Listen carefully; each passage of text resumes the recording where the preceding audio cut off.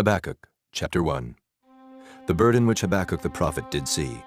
O Lord, how long shall I cry, and thou wilt not hear? Even cry out unto thee of violence, and thou wilt not save. Why dost thou show me iniquity, and cause me to behold grievance? For spoiling and violence are before me, and there are that raise up strife and contention. Therefore the law is slacked, and judgment doth never go forth. For the wicked doth compass about the righteous. Therefore wrong judgment proceedeth. Behold ye among the heathen, and regard, and wonder marvelously. For I will work a work in your days, which ye will not believe, though it be told you. For lo, I raise up the Chaldeans, that bitter and hasty nation, which shall march through the breadth of the land to possess the dwelling places that are not theirs. They are terrible and dreadful. Their judgment and their dignity shall proceed of themselves. Their horses also are swifter than the leopards, and are more fierce than the evening wolves. And their horsemen shall spread themselves, and their horsemen shall come from far. They shall fly as the eagle that hasteth to eat. They shall come all for violence. Their faces shall sup up as the east wind, and they shall gather the captivity as the sand. And they shall scoff at the kings, and the princes shall be a scorn unto them. They shall deride every stronghold, for they shall heap dust and take it. Then shall his mind change, and he shall pass over and offend, imputing this his power unto his God. Art thou not from everlasting, O Lord my God, mine Holy One? We shall not die. O Lord, thou hast ordained them for judgment, and, O mighty God, thou hast established them for correction.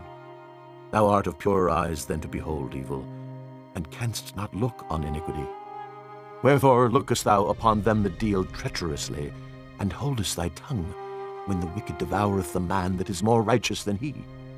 And makest men as the fishes of the sea, as the creeping things that have no ruler over them. They take up all of them with the angle. They catch them in their net, and gather them in their drag. Therefore they rejoice and are glad. Therefore they sacrifice unto their net, and burn incense unto their drag, because by them their portion is fat, and their meat plenteous. Shall they therefore empty their net, and not spare continually to slay the nations? Chapter 2. I will stand upon my watch, and set me upon the tower, and will watch to see what he will say unto me, and what I shall answer when I am reproved. And the Lord answered me, and said, Write the vision, and make it plain upon tables, that he may run that readeth it. For the vision is yet for an appointed time, but at the end it shall speak, and not lie. Though it tarry, wait for it, because it will surely come, it will not tarry. Behold, his soul which is lifted up is not upright in him, but the just shall live by his faith. Yea, also because he transgresseth by wine, he is a proud man, neither keepeth at home, who enlargeth his desire as hell, and is as death, and cannot be satisfied, but gathereth unto him all nations, and heapeth unto him all people. Shall not all these take up a parable against him, and a taunting proverb against him, and say, Woe to him that increaseth that which is not his! How long? And to him that ladeth himself with thick clay.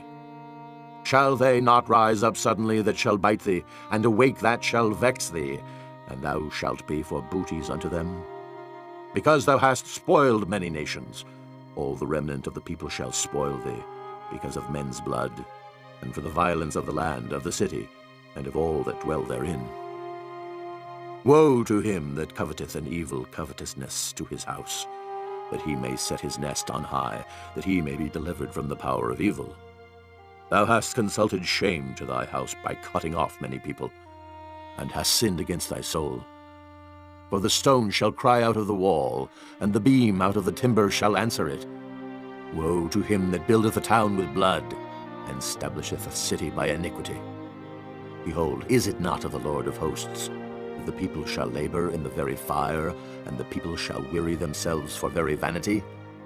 For the earth shall be filled with the knowledge of the glory of the Lord, as the waters cover the sea. Woe unto him that giveth his neighbor drink, that puttest thy bottle to him, and makest him drunken also, that thou mayest look on their nakedness. Thou art filled with shame for glory. Drink thou also, and let thy foreskin be uncovered. The cup of the Lord's right hand shall be turned unto thee, and shameful spewing shall be on thy glory.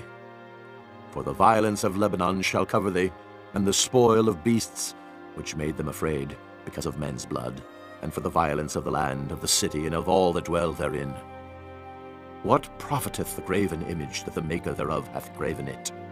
The molten image, and a teacher of lies, that the maker of his work trusteth therein to make dumb idols? Woe unto him that saith to the wood, Awake! To the dumb stone, Arise, it shall teach. Behold, it is laid over with gold and silver, and there is no breath at all in the midst of it. But the Lord is in his holy temple. Let all the earth keep silence before him. Chapter 3.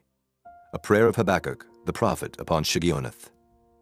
O Lord, I have heard thy speech and was afraid.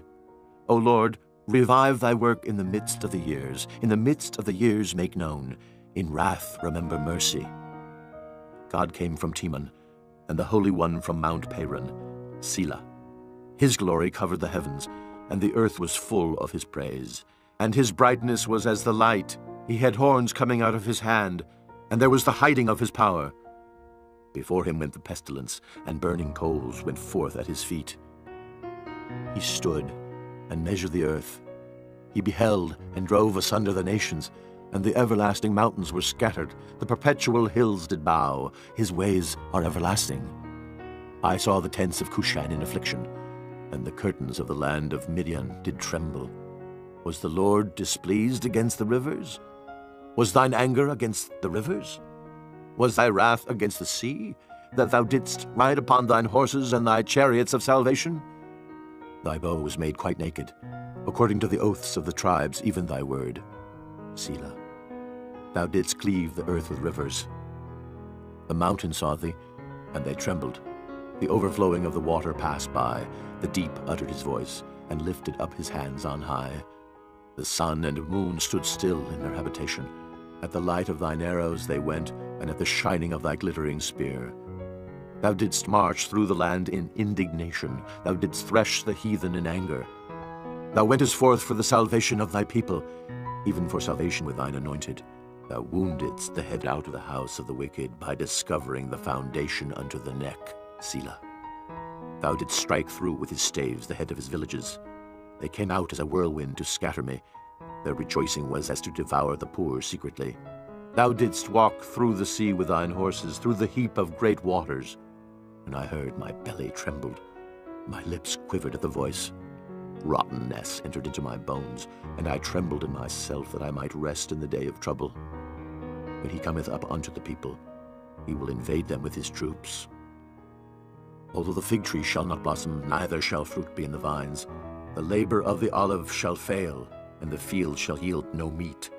The flock shall be cut off from the fold, and there shall be no herd in the stalls. Yet I will rejoice in the Lord. I will joy in the God of my salvation. The Lord God is my strength, and he will make my feet like hinds' feet, and he will make me to walk upon mine high places, to the chief singer on my stringed instruments.